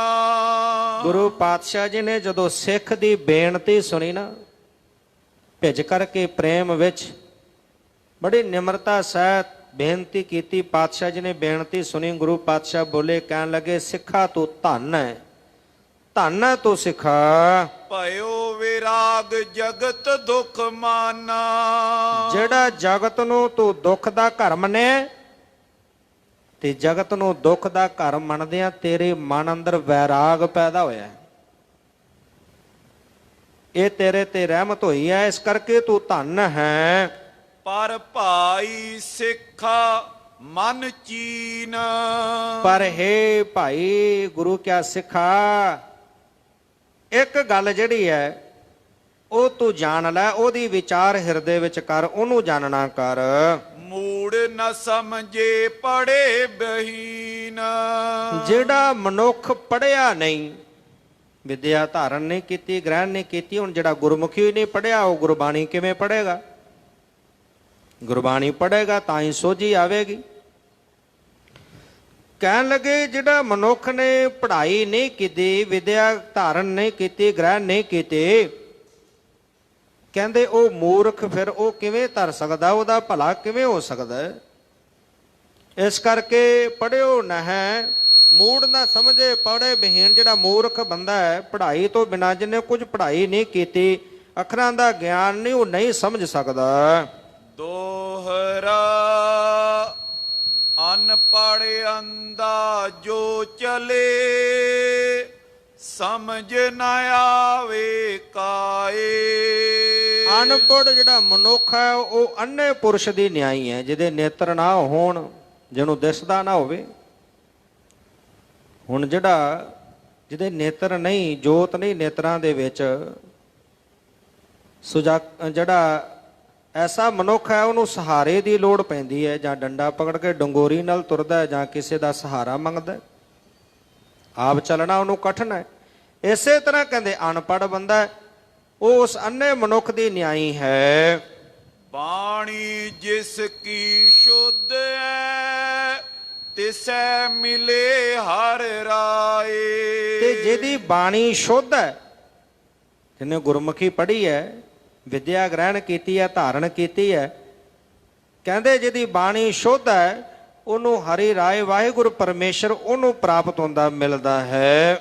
ਜੋ ਪਈ ਚਾਹੀਏ ਪੜਿਓ ਅਲਪ ਕਹਿ ਕਨੋ। ਜੀਵ ਨੂੰ, ਮਨੁੱਖ ਨੂੰ ਪੜ੍ਹਨਾ ਜ਼ਰੂਰ ਚਾਹੀਦਾ, ਭਾਵੇਂ ਥੋੜਾ ਪੜ੍ਹੇ ਭਾਵੇਂ ਬਹੁਤਾ ਪੜ੍ਹੇ, ਭਾਵੇਂ ਪੜ੍ਹਾਈ ਥੋੜੀ ਕਰ ਲਵੇ ਭਾਵੇਂ ਬਹੁਤੀ ਕਰ ਲਵੇ, ਮਨੁੱਖ ਨੂੰ ਪੜ੍ਹਨਾ ਜ਼ਰੂਰ ਚਾਹੀਦਾ ਹੈ। ਬੁੱਧ ਸੁਧ ਪਰੈ ਸੁਧਾਰੇ ਮਨੋ। ਪੜ੍ਹਾਈ ਕਰਨ ਦੇ ਨਾਲ ਸ੍ਰੇਸ਼ਟ ਬੁੱਧੀ ਨੂੰ ਪ੍ਰਾਪਤ ਕਰਦਾ ਤੇ ਆਪਣੇ ਮਨ ਦਾ ਜਿਹੜਾ ਹੈ ਉਹ ਸੁਧਾਰ ਕਰਨ ਦੇ ਯੋਗ ਹੋ ਜਾਂਦਾ, ਆਪਣੇ ਮਨ ਨੂੰ ਸੁਧਾਰ ਲੈਂਦਾ ਹੈ। ਗੁਣ ਅਵਗੁਣ ਕਰਬੋ ਅਨ ਕਰਬੋ। ਗੁਣ ਤੇ ਅਵਗੁਣ, ਚੰਗੇ ਮਾੜੇ ਦੀ ਵਿਚਾਰ, ਜਦੋਂ ਮਨੁੱਖ ਪੜ੍ਹਿਆ ਹੋਵੇਗਾ, ਉਹਦੇ ਕੋਲ ਗਿਆਨ ਹੋਵੇਗਾ, ਤਾਂ ਫਿਰ ਉਹ ਚੰਗੇ ਮਾੜੇ ਦੀ ਵਿਚਾਰ ਕਰ ਸਕਦਾ ਹੈ ਕਿ ਕਿਹੜੇ ਚੰਗੇ ਗੁਣ ਮੈਂ ਧਾਰਨ ਕਰਨੇ ਨੇ ਤੇ ਕਿਹੜੇ ਅਵਗੁਣਾਂ ਦਾ ਤਿਆਗ ਕਰਨਾ। ਜਦੋਂ ਗੁਰਬਾਣੀ ਪੜ੍ਹਾਂਗੇ, ਅਸੀਂ ਗੁਰਬਾਣੀ ਗੁਰਮੁਖੀ ਪੜ੍ਹ ਕੇ ਗੁਰਬਾਣੀ ਦੀ ਸੰਥਿਆ ਲਵਾਂਗੇ। ਹੁਣ ਸਤਿਗੁਰੂ ਪਾਤਸ਼ਾਹ ਜੀ ਨੇ ਇੱਥੇ ਸ਼ੁੱਧ ਬਾਣੀ ਦੀ ਗੱਲ ਕੀਤੀ ਹੈ। ਹੁਣ ਗੁਰਬਾਣੀ ਸ਼ੁੱਧ, ਜਿੰਨੀ ਦੇਰ ਅਸੀਂ ਗੁਰਬਾਣੀ ਦੀ ਸੰਥਿਆ ਨਹੀਂ ਲੈਂਦੇ, ਉਨੀ ਦੇਰ ਤੱਕ ਗੁਰਬਾਣੀ ਦਾ ਸ਼ੁੱਧ ਉਚਾਰਨ ਹੀ ਨਹੀਂ ਹੋ ਸਕਦਾ। ਗੁਰਬਾਣੀ ਦੀ ਸੰਥਿਆ ਲਵਾਂਗੇ, ਗੁਰਮੁਖੀ ਪੜਾਂਗੇ, ਫਿਰ ਜਾ ਕੇ ਗੁਰਬਾਣੀ ਦਾ ਸ਼ੁੱਧ ਕਰਨ ਦੇ ਯੋਗ ਹੋਵਾਂਗੇ। ਇਸ ਕਰਕੇ ਸਾਹਿਬ ਜੀ ਕਹਿੰਦੇ ਕਿ ਗੁਣ ਤੇ ਅਵਗੁਣ ਕਰਨ ਦੇ ਵਿੱਚ ਜਿਹੜਾ ਹੈ ਜੀਵ ਉਹ ਚੰਗੇ ਮਾੜੇ ਦੀ ਵਿਚਾਰ ਕਰ ਲੈਂਦਾ ਕਿ ਕਿਹੜੇ ਚੰਗੇ ਗੁਣ ਧਾਰਨ ਕਰਨੇ ਨੇ ਤੇ ਕਿਹੜੇ ਅਵਗੁਣਾਂ ਦਾ ਤਿਆਗ ਕਰਨਾ ਹੈ। ਜਾਣੇ ਸਭ ਕੀ ਸੁਧ ਔਰ ਧਰਬੋ। ਤੇ ਇਸ ਪ੍ਰਕਾਰ ਦੇ ਨਾਲ ਇਸ ਗੱਲ ਦੀ ਜਿਹੜੀ ਸੁਧ ਉਹ ਹਿਰਦੇ ਵਿੱਚ ਧਾਰਨ ਕਰ ਲੈਂਦਾ, ਉਹਨੂੰ ਸੋਝੀ ਆ ਜਾਂਦੀ ਹੈ ਚੰਗੇ ਮਾੜੇ ਦੀ ਵਿਚਾਰ ਕਰਨ ਦੇ। ਪੜਨ ਵਿਖੇ ਗੁਣ ਆਹੇ ਅਨੇਕੂ। ਪਾਤਸ਼ਾਹ ਜੀ ਕਹਿਣ ਲੱਗੇ ਪੜਨ ਦੇ ਵਿੱਚ ਬਹੁਤ ਵੱਡੇ ਅਨੇਕਾਂ ਗੁਣ ਨੇ। ਪੜ੍ਹਾਈ ਕਰਨ ਦੇ ਵਿੱਚ ਪਾਤਸ਼ਾਹ ਜੀ ਕਹਿੰਦੇ ਅਨੇਕਾਂ ਗੁਣ ਹਨ। ਸਦ ਗੁਣ ਪ੍ਰਾਪਤ ਆਦ ਬਬੇਕੂ। ਸਦ ਗੁਣ ਜਿਹੜੇ ਸ਼ੁਭ ਗੁਣ ਨੇ, ਚੰਗੇ ਗੁਣ, ਪੜ੍ਹਾਈ ਕਰਨ ਦੇ ਨਾਲ ਚੰਗੇ ਗੁਣ ਜੀਵ ਦੇ ਅੰਦਰ ਆਉਂਦੇ ਨੇ। ਪੜ੍ਹਾਈ ਕਰਕੇ ਚੰਗੇ ਗੁਣਾਂ ਦਾ ਧਾਰਨੀ ਬਣਦਾ ਮਨੁੱਖ ਤੇ ਬੁੱਧ ਵਿਵੇਕੋ ਗਿਆਨ ਦੇ ਪ੍ਰਾਪਤੀ ਕਰਦਾ ਹੈ। ਜਾਂ ਤੇ ਪੜਨ ਆਹੇ ਬਹੁ ਨੀਕਾ। ਇਸ ਕਰਕੇ ਪੜ੍ਹਾਈ ਕਰਨੀ ਬਹੁਤ ਚੰਗੀ ਗੱਲ ਹੈ, ਪੜ੍ਹਨਾ ਬਹੁਤ ਚੰਗਾ ਹੈ। ਅਨਪੜ੍ਹ ਰਹੇ ਅੰਧ ਨਿਤ ਹੀ ਕਾ। ਤੇ ਜਿਹੜਾ ਅਨਪੜ੍ਹ ਮਨੁੱਖ ਹੈ ਉਹ ਹਿਰਦੇ ਦਾ ਅੰਧਾ ਰਹਿੰਦਾ। ਪਾਤਸ਼ਾਹ ਜੀ ਕਹਿੰਦੇ ਅੰਧੇ ਇਹ ਨਾ ਆਖੀਏ ਜਨਮੁਖ ਲੋਇਨ ਨਾਹੇ, ਅੰਧੇ ਸਈ ਨਾਨਕਾ ਜੇ ਖਸਮ ਕੁੱਥੇ ਜਾਏ। ਹੁਣ ਇੱਕ ਮਨੁੱਖ ਉਹ ਹੈ ਜਿਹਦੇ ਕੋਲ ਬਾਹਰੀ ਜੋਤ ਨਹੀਂ, ਉਹਨੂੰ ਬਾਹਰ ਦਾ ਕੁਝ ਨਜ਼ਰ ਨਹੀਂ ਆਉਂਦਾ, ਪਰ ਜਿਨ੍ਹਾਂ ਦੇ ਕੋਲ ਨੇਤਰ ਨੇ, ਬਾਹਰ ਸਾਰਾ ਕੁਝ ਦਿਸ ਰਿਹਾ ਹੈ, ਇਹਨਾਂ ਦੇ ਨਾਲ ਗੁਰੂ ਦੇ ਦੀਦਾਰ ਨਹੀਂ ਹੁੰਦੇ। ਨਾਨਕ ਪਾਤਸ਼ਾਹ ਜੀ ਗੁਰਬਾਣੀ ਵਿੱਚ ਕਹਿੰਦੇ ਨੇ, ਨਾਨਕ ਸੇ ਅਖੜੀਆਂ ਬਿਆਨ ਜਿਨੀ ਡਸੰਦੋ ਮਾਹ ਪੇਰੀ। ਗਿਆਨ ਰੂਪੀ ਨੇਤਰ ਜਿਨ੍ਹਾਂ ਦੇ ਕੋਲ ਨੇ, ਉਹ ਗਿਆਨ ਰੂਪੀ ਨੇਤਰਾਂ ਦੇ ਨਾਲ ਗੁਰੂ ਦੇ ਦੀਦਾਰ ਕਰਦੇ ਨੇ। ਪਾਤਸ਼ਾਹ ਜੀ ਕਹਿਣ ਲੱਗੇ, ਜਿਹੜਾ ਮਨੁੱਖ ਪੜ੍ਹਿਆ ਹੋਇਆ ਨਹੀਂ, ਅਨਪੜ੍ਹ ਰਹੇ ਅੰਧ ਨਿਤ ਏਕਾ, ਉਹ ਹਿਰਦੇ ਦਾ ਅੰਧਾ ਰਹਿੰਦਾ ਹੈ, ਉਹਨੂੰ ਗਿਆਨ ਦੀ ਪ੍ਰਾਪਤੀ ਨਹੀਂ ਹੁੰਦੀ। ਅਰ ਗੁਰਮੁਖੀ ਪੜਨ ਜੋ ਕਰਨੋ। ਪਾਤਸ਼ਾਹ ਜੀ ਕਹਿਣ ਲੱਗੇ, ਜਿਹੜੇ ਗੁਰਮੁਖੀ ਦੀ ਪੜ੍ਹਾਈ ਕਰਨੀ ਹੈ। ਅੱਜ ਸਾਨੂੰ ਜਿਹੜੀ ਪੰਜਾਬੀ ਸਾਡੀ ਭਾਸ਼ਾ ਹੈ, ਸਾਡੀ ਬੋਲੀ ਹੈ, ਜਿਹੜੀ ਗੁਰਮੁਖੀ ਹੈ, ਉਹ ਪੜ੍ਹਨੀ ਚੰਗੀ ਨਹੀਂ ਲੱਗਦੀ। ਬੋਲਣ ਤੋਂ ਗੁਰੇਜ਼ ਕਰਦੇ ਹਾਂ। ਇੰਗਲਿਸ਼ ਦੇ ਵਿੱਚ ਜਾਂ ਹਿੰਦੀ ਵਿੱਚ ਬੋਲਣਾ ਜਿਹੜਾ ਅਸੀਂ ਮਾਣ ਫਖਰ ਮਹਿਸੂਸ ਕਰਦੇ ਹਾਂ। ਮਾਂ ਬੋਲੀ ਚੰਗੀ ਨਹੀਂ ਲੱਗਦੀ। ਇਹ ਜਿਹੜੀ ਗੁਰਮੁਖੀ ਹੈ, ਕਿਉਂਕਿ ਜੇ ਮਾਂ ਬੋਲੀ ਕੋਈ ਵੀ ਹੋ ਸਕਦੀ ਹੈ, ਮਾਂ ਕਿਸੇ ਵੀ ਇਲਾਕੇ ਦੀ ਹੋ ਸਕਦੀ ਹੈ, ਪਰ ਜਿਹੜੀ ਸਾਡੀ ਗੁਰੂ ਦੀ ਬੋਲੀ ਹੈ, ਉਹ ਗੁਰਮੁਖੀ ਹੈ। ਜਿਹੜੀ ਜਿੰਨੀ ਦੇਰ ਤੱਕ ਉਹ ਨਹੀਂ ਪੜ੍ਹਾਂਗੇ, ਉਨੀ ਦੇਰ ਤੱਕ ਗੁਰਬਾਣੀ ਪੜ੍ਹਨ ਦੇ ਯੋਗ ਨਹੀਂ ਹੋ ਸਕਦੇ। ਪਾਤਸ਼ਾਹ ਜੀ ਕਹਿੰਦੇ, ਜਿਹੜੇ ਗੁਰਮੁਖੀ ਪੜ੍ਹਨੀ ਹੈ, ਇਹ ਬਹੁਤ ਗੁਰਮੁਖੀ ਪੜ੍ਹਨ ਜੋ ਕਰਨੋ, ਜਿਹੜਾ ਗੁਰਮੁਖੀ ਪੜ੍ਹਦੇ ਹਨ। ਸਰਬੋਤਮ ਸ਼ੁਭ ਮਤ ਕੋ ਧਰਨੋ। ਉਹ ਸਾਰਿਆਂ ਦੇ ਵਿੱਚੋਂ ਸਰਬੋਤਮ ਨੇ ਤੇ ਸ਼ੁਭ ਮਤ ਨੂੰ ਧਾਰਨ ਕਰਦੇ ਨੇ, ਜਿਹੜੇ ਗੁਰਮੁਖੀ ਪੜ੍ਹਦੇ ਹਨ। ਜਪ ਜੀ ਆਦਿਕ ਪੁੰਨਿ ਉਪਾਵੈ। ਤੇ ਜਪ ਜੀ ਸਾਹਿਬ ਆ ਜਿਹੜੀ ਪਵਿੱਤਰ ਬਾਣੀ ਹੈ, ਇਹ ਪੜ੍ਹ ਕਰਕੇ ਉਹ ਪੁੰਨਾਂ ਨੂੰ ਪ੍ਰਾਪਤ ਕਰਦੇ ਹਨ, ਸ਼ੁਭ ਗੁਣ ਧਾਰਨ ਕਰਦੇ ਹਨ। ਅਨਕ ਜਨਮ ਕੇ ਕਲੁਖ ਮਿਟਾਵੈ। ਜਨਮਾਂ ਦੇ ਜਿਹੜੇ ਜੀਵ ਦੇ ਪਾਪ ਨੇ, ਉਹ ਮਿਟਾ ਲੈਂਦੇ ਹਨ। ਅਨੇਕਾਂ ਜਨਮਾਂ ਦੀ ਲੱਗੀ ਹੋਈ ਜਿਹੜੀ ਕਾਲਖ ਹੈ ਮਨ ਦੀ, ਉਹ ਉਤਰ ਜਾਂਦੀ ਹੈ। ਵਿਦਿਆ ਪੜਨ ਗੁਰਮੁਖੀ ਜਾਨੋ। ਤੇ ਜਿਹੜੇ ਗੁਰਮੁਖੀ ਪੜ੍ਹਨੀ ਹੈ, ਵਿਦਿਆ ਪੜ੍ਹਾਈ ਕਰਨੀ ਹੈ, ਗੁਰਮੁਖੀ ਦੀ ਪੜ੍ਹਾਈ ਕਰਨੀ, ਕਿਉਂਕਿ ਜਿਹੜਾ ਗੁਰਮੁਖੀ ਪੜ੍ਹਿਆ ਉਹ ਹੀ ਗੁਰਬਾਣੀ ਦਾ ਪਾਠ ਕਰ ਸਕਦਾ। ਹੁਣ ਜਿਹਨੇ ਗੁਰਮੁਖੀ ਨਹੀਂ ਪੜ੍ਹੀ ਤੇ ਉਹ ਗੁਰਬਾਣੀ ਕਿਵੇਂ ਪੜ੍ਹ ਸਕਦਾ? ਇਸ ਕਰਕੇ ਗੁਰਮੁਖੀ ਪੜ੍ਹਨੀ ਜਿਹੜੀ ਸਾਰਿਆਂ ਤੋਂ ਸਰਵੋਤਮ ਹੈ। ਪਾਠਕ ਪ੍ਰਾਪਤ ਲਾਭ ਮਹਾਨੋ। ਤੇ ਜਿਹੜੇ ਇਹਦੇ ਪਾਠਕ ਨੇ, ਜਿਹੜੇ ਗੁਰਮੁਖੀ ਪੜ੍ਹਦੇ ਨੇ, ਗੁਰਮੁਖੀ ਪੜ੍ਹ ਕੇ ਬਾਣੀ ਦਾ ਪਾਠ ਕਰਦੇ ਨੇ, ਇਹਦਾ ਬਹੁਤ ਜਿਹੜਾ ਮਹਾਨ ਲਾਭ ਉਹਨਾਂ ਨੂੰ ਪ੍ਰਾਪਤ ਹੁੰਦਾ ਹੈ। ਜਾਂ ਤੇ ਅਬ ਜੇ ਤਕ ਮਤ ਤੇਰੀ। ਤੇ ਕਹਿਣ ਲੱਗੇ ਆ, ਸਿੱਖਾ ਹੁਣ ਜਿੰਨੇ ਕ ਤੇਰੀ ਮਤ ਕੰਮ ਕਰਦੀ ਹੈ, ਜਿੰਨੇ ਕ ਤੇਰੀ ਮਤ ਹੈ, ਪੜੋ ਭਲੇ ਗੁਰਮਤ ਲਿਓ ਹੇਰੀ। ਤੇ ਹੁਣ ਉਹਨਾਂ ਕੁ ਤੂੰ ਜ਼ਰੂਰ ਪੜ। ਜਿੰਨੇ ਕੁ ਮਤ ਤੇਰੀ ਕੰਮ ਕਰਦੀ ਹੈ, ਜਿੰਨਾ ਕੁ ਤੂੰ ਪੜ ਸਕਦਾ ਹੈ, ਓਨੇ ਕੁ ਪੜ੍ਹਾਈ ਗੁਰਮੁਖੀ ਦੀ ਤੂੰ ਜ਼ਰੂਰ ਕਰ। ਤਬੇ ਗ੍ਰੰਥੀ ਗੁਰੂ ਹਕਾਰਿਓ। ਤੇ ਹੁਣ ਸਿੱਖ ਨੂੰ ਇਸ ਤਰ੍ਹਾਂ ਉਪਦੇਸ਼ ਦਿੱਤਾ, ਪੜ੍ਹਨ ਲਈ ਪ੍ਰੇਰਿਤ ਕੀਤਾ, ਤੇ ਉਸੇ ਵਕਤ ਗ੍ਰੰਥੀ ਸਿੰਘ ਨੂੰ ਗੁਰੂ ਪਾਤਸ਼ਾਹ ਕਲਗੀਧਰ ਪਾਤਸ਼ਾਹ ਜੀ ਨੇ ਬੁਲਾਇਆ। ਸਿੱਖ ਕੋ ਸੌਂਪਤ ਬਾਕੇ ਉਚਾਰਿਓ। ਤੇ ਇਹ ਜਿਹੜਾ ਸਿੱਖ ਆਇਆ ਸੀ, ਇਹਨੂੰ ਗ੍ਰੰਥੀ ਸਿੰਘ ਨੂੰ ਸੌਂਪ ਦਿੱਤਾ, ਤੇ ਸੌਂਪ ਕੇ ਗੁਰੂ ਪਾਤਸ਼ਾਹ ਜੀ ਕਹਿਣ ਲੱਗੇ, ਕਰ ਕੈ ਪ੍ਰੇਮ ਪੜਾਵੋ ਇਸੈ। ਕਹਿਣ ਲੱਗੇ, ਪ੍ਰੇਮ ਦੇ ਨਾਲ ਇਹ ਸਿੱਖ ਨੂੰ ਪੜਾਉਣਾ ਕਰੋ, ਪ੍ਰੇਮ ਦੇ ਨਾਲ ਇਹ ਸਿੱਖ ਨੂੰ ਗੁਰਮੁਖੀ ਜਿਹੜੀ ਆ ਉਹ ਪੜਾਵੋ। ਜਗ ਤੇ ਕੁਛ ਵਿਰਾਗ ਹੈ ਜਿਸੈ। ਇਹਦੇ ਮਨ ਅੰਦਰ ਜਗਤ ਵੱਲੋਂ ਇਹਦਾ ਮਨ ਉਪਰਾਮ ਹੋਇਆ, ਤੇ ਜਗਤ ਵੱਲੋਂ ਮਨ ਉਪਰਾਮ ਹੋਣ ਕਰਕੇ ਇਹਦੇ ਹਿਰਦੇ ਦੇ ਅੰਦਰ ਵੈਰਾਗ ਉਪਜਿਆ ਇਸ ਸਿੱਖ ਦੇ। ਇਹਨੂੰ ਪਿਆਰ ਦੇ ਨਾਲ, ਪ੍ਰੇਮ ਦੇ ਨਾਲ ਜਿਹੜਾ ਇਹਦੀ ਪੜ੍ਹਾਈ ਕਰਾਵੋ। ਆਯਸਮਾਨ ਸੰਗ ਲੈ ਗਇਓ। ਤੇ ਇਹ ਗ੍ਰੰਥੀ ਸਿੰਘ ਨੇ ਸਤਿਗੁਰੂ ਪਾਤਸ਼ਾਹ ਦਸ਼ਮੇਸ਼ ਪਿਤਾ ਦੀ ਆਗਿਆ ਸੱਤ ਕਰਕੇ ਮੰਨੀ ਹੈ, ਤੇ ਆਗਿਆ ਨੂੰ ਪਾ ਕਰਕੇ ਸਿੱਖ ਨੂੰ ਨਾਲ ਲੈ ਗਿਆ। ਤਖਤੀ ਲੀਖ ਸਿਖਾਵਤ ਪਇਓ। ਤੇ ਹੁਣ ਪਹਿਲਾਂ ਤਖਤੀ ਦੇ ਉੱਪਰ, ਜਿਹਨੂੰ ਅਸੀਂ ਆਪਣੀ ਬੋਲੀ ਵਿੱਚ ਫੱਟੀ ਬੋਲਦੇ ਹਾਂ, ਪਹਿਲਾਂ ਜਿਹੜੇ ਪੁਰਾਣੇ ਬਜ਼ੁਰਗ ਬੈਠੇ ਨੇ, ਸਕੂਲਾਂ ਦੇ ਵਿੱਚ ਫੱਟੀਆਂ ਹੁੰਦੀਆਂ ਸਨ, ਤਖਤੀਆਂ, ਉਹਨਾਂ ਦੇ ਉੱਪਰ ਲਿਖਾਇਆ ਜਾਂਦਾ ਸੀ। ਕਲਮ ਘੜਨੀ, ਸ਼ਾਹੀ ਤਿਆਰ ਕਰਨੀ, ਉਹ ਸ਼ਾਹੀ ਦੇ ਨਾਲ ਕਲਮ ਲੈ ਕੇ ਉਹ ਪੱਟੀ ਦੇ ਉੱਪਰ ਪਹਿਲਾਂ 35 ਲਿਖਣੀ ਸ਼ੁਰੂ ਕਰਾਉਂਦੇ। ਹੁਣ ਜਿਹੜੀ ਪਹਿਲਾ ਕਾਰਜ ਸੀ, ਪਹਿਲਾ ਕੰਮ ਸੀ ਜਿਹੜਾ, ਉਹ ਤਖਤੀ ਲਿਖਣ ਦਾ ਸ਼ੁਰੂ ਕਰਵਾਇਆ ਹੈ।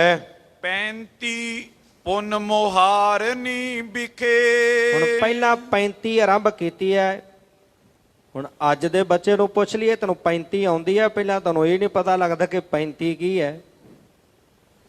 ਤੇ ਜੇ ਉਹਨੂੰ ਪਤਾ ਹੀ ਲੱਗੇ ਤੇ ਫਿਰ ਉਹ ਇੱਕ ਦੋ ਲਾਈਨਾਂ ਪੜ੍ਹ ਕੇ ਉੱਥੇ ਹੀ ਚੁੱਪ ਕਰ ਜਾਂਦਾ। ਅੱਜ ਕਿਤੇ ਨਾ ਕਿਤੇ ਕਿਉਂਕਿ ਊੜੇ ਤੋਂ ਜੂੜੇ ਤੋਂ ਅਸੀਂ ਦੂਰ ਜਾ ਰਹੇ ਹਾਂ।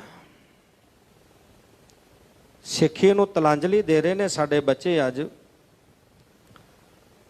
ਸਾਡੇ ਜਿਹੜੀ ਗੁਰਮੁਖੀ ਹੈ, ਜਿਹੜੀ ਸਾਡੀ ਇਹ ਬੋਲੀ ਹੈ ਗੁਰੂ ਦੀ ਬੋਲੀ, ਉਹ ਸਾਨੂੰ ਚੰਗੀ ਨਹੀਂ ਲੱਗਦੀ। ਤੇ ਜਿੰਨੀ ਦੇਰ ਤੱਕ 35 ਨਹੀਂ ਪੜ੍ਹਦੇ, 35 ਪੜ੍ਹਾ ਕੇ ਸਕੂਲ ਦੇ ਵਿੱਚ ਪਹਿਲਾਂ ਜਿਹੜੇ ਮਾਸਟਰ ਹੋਇਆ ਕਰਦੇ ਸਨ ਫਿਰ ਮੁਹਾਰਨੀ ਪੜ੍ਹਾਉਂਦੇ ਸਨ। ਤੇ ਜਿਹਨੇ ਮੁਹਾਰਨੀ ਨਹੀਂ ਪੜ੍ਹੀ ਉਹ ਗੁਰਬਾਣੀ ਦਾ ਸ਼ੁੱਧ ਉਚਾਰਨ ਨਹੀਂ ਕਰ ਸਕਦਾ, ਉਹਨੂੰ ਲਗਾ ਮਾਤਰਾ ਦੇ ਪਤਾ ਨਹੀਂ ਲੱਗਣਾ ਵੀ ਕੱਕੇ ਨੂੰ ਔਂਕੜ ਲੱਗਾ ਉਹਦੀ ਆਵਾਜ਼ ਕਿੰਨੀ ਕੁ ਦੇਣੀ ਹੈ, ਦਲੌਂਕੜ ਲੱਗਾ ਉਹਦੀ ਆਵਾਜ਼ ਕਿੰਨੀ ਕੁ ਦੇਣੀ ਹੈ, ਇੱਕ ਲਾਂ ਦੀ ਆਵਾਜ਼ ਕੀ ਹੈ, ਦਲਾਵਾਂ ਦੀ ਆਵਾਜ਼ ਕੀ ਹੈ, ਸਿਹਾਰੀ ਦੀ ਆਵਾਜ਼ ਕੀ ਹੈ, ਬਿਹਾਰੀ ਦੀ ਆਵਾਜ਼ ਕੀ ਹੈ। ਇਹ ਮੁਹਾਰਨੀ ਪੜਾਂਗੇ ਫਿਰ ਪਤਾ ਲੱਗਣਾ। ਤੇ ਅੱਜ ਤਾਂ ਬੱਚੇ ਨੂੰ ਊੜਾੜੇ ਨੇ ਪੜ੍ਹਨਾ ਹੁੰਦਾ, ਉਹਨੂੰ 35 ਦਾ ਹੀ ਪਤਾ ਨਹੀਂ ਤੇ ਮੁਹਾਰਨੀ ਤਾਂ ਕਿੱਥੋਂ ਦੱਸੇਗਾ। ਜਿੰਨੇ ਦੇਰ ਤੱਕ 35 ਨਹੀਂ ਪੜ੍ਹਦੇ, ਮੁਹਾਰਨੀ ਨਹੀਂ ਪੜ੍ਹਦੇ, ਓਨੀ ਦੇਰ ਤੱਕ ਗੁਰਬਾਣੀ ਦਾ ਸ਼ੁੱਧ ਉਚਾਰਨ ਨਹੀਂ ਕਰ ਸਕਦੇ। ਅੱਜ ਕਮੀ ਕਿੱਥੇ ਆਈ? ਸਾਡਾ ਜਿਹੜਾ ਧਾਰਮਿਕ ਟੀਚਰ ਸੀ ਉਹ ਗ੍ਰੰਥੀ ਸਿੰਘ ਸੀ। ਤੇ ਅੱਜ ਗ੍ਰੰਥੀ ਸਿੰਘ ਕੈਸੇ ਰੱਖੇ ਹੋਏ ਨੇ, ਭਾਈ ਸਾਹਿਬ ਤੂੰ ਜਪਜੀ ਸਾਹਿਬ ਰਹਿ ਸਭ ਕਰ ਦਿਆ ਕਰ, ਕਿਉਂਕਿ ਅਸੀਂ ਦੇਣਾ ਕੁਝ ਨਹੀਂ।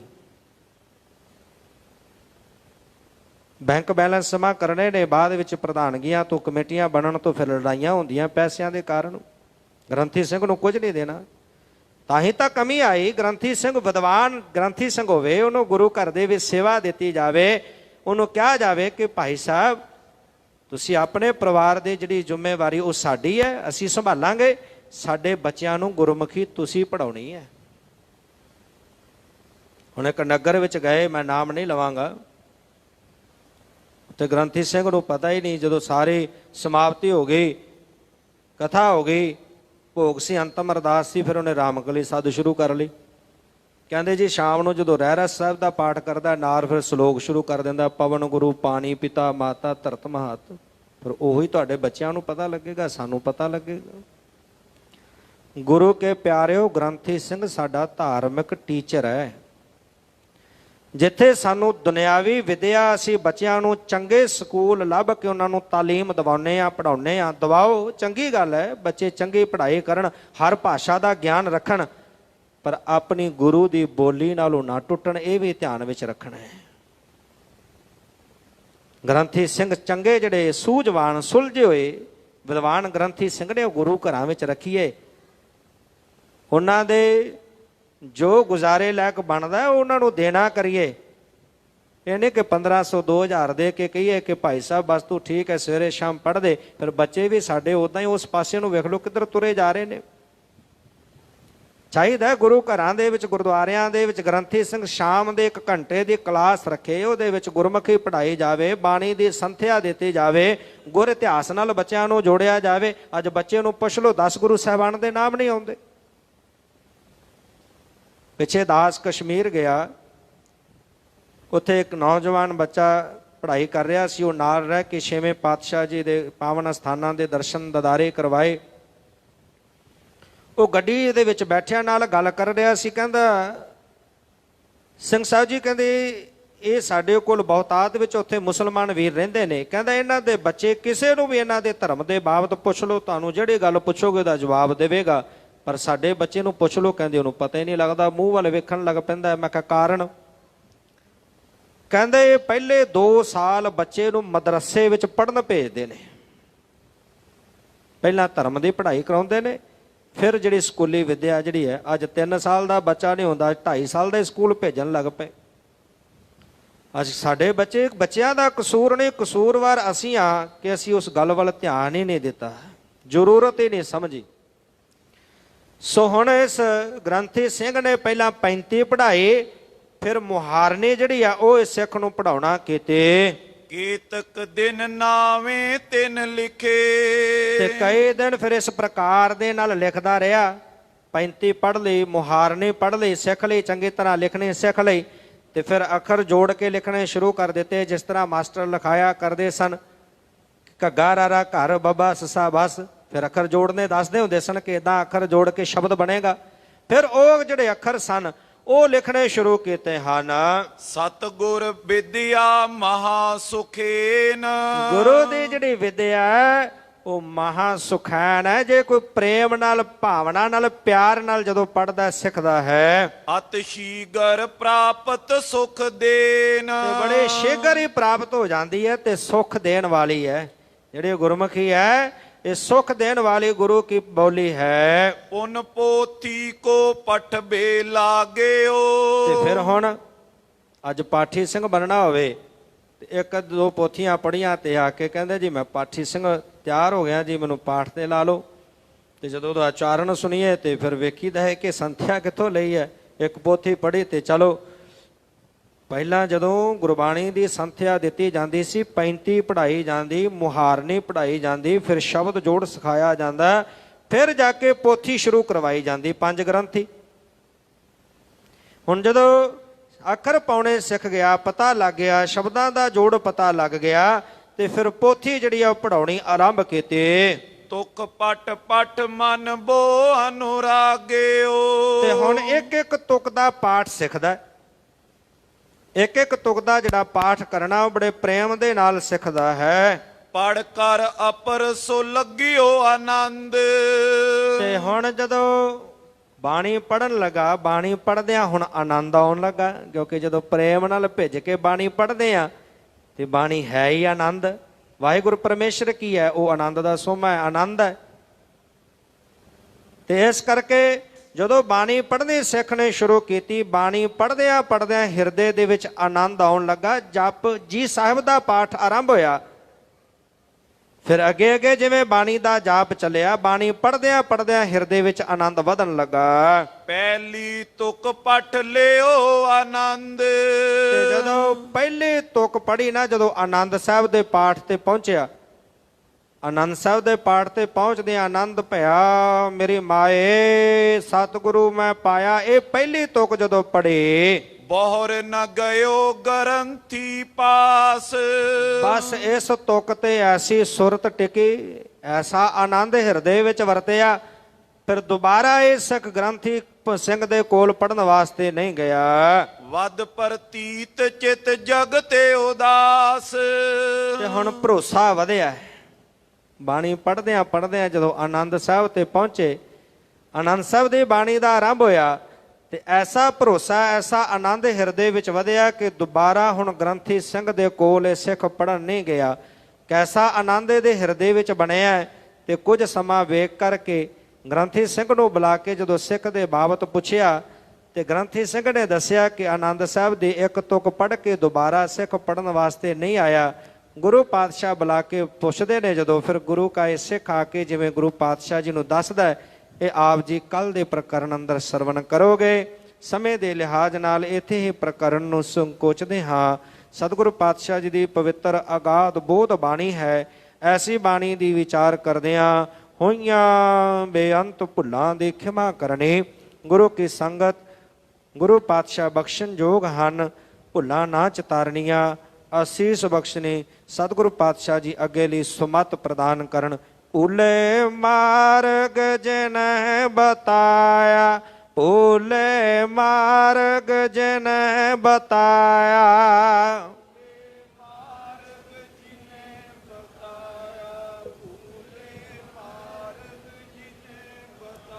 ਭੂਲੇ ਮਾਰਗ ਜਿਨ ਬਤਾਇਆ, ਭੂਲੇ ਮਾਰਗ ਜਿਨ ਬਤਾਇਆ,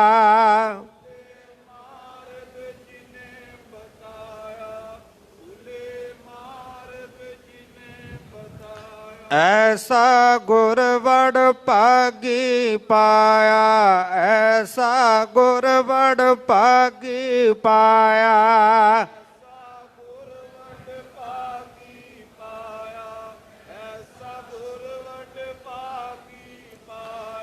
ਐਸਾ ਗੁਰ ਵਡ ਭਾਗੀ ਪਾਇਆ, ਐਸਾ ਗੁਰ ਵਡ ਭਾਗੀ ਪਾਇਆ,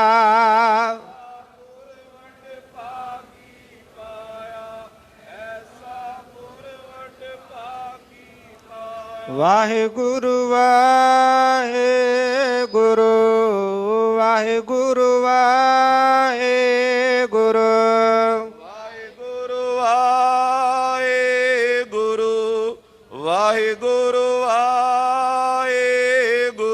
ਵਾਹਿਗੁਰੂ ਵਾਹਿਗੁਰੂ ਵਾਹਿਗੁਰੂ ਵਾਹਿਗੁਰੂ ਵਾਹਿਗੁਰੂ ਵਾਹਿਗੁਰੂ ਵਾਹਿਗੁਰੂ ਵਾਹਿਗੁਰੂ ਵਾਹਿਗੁਰੂ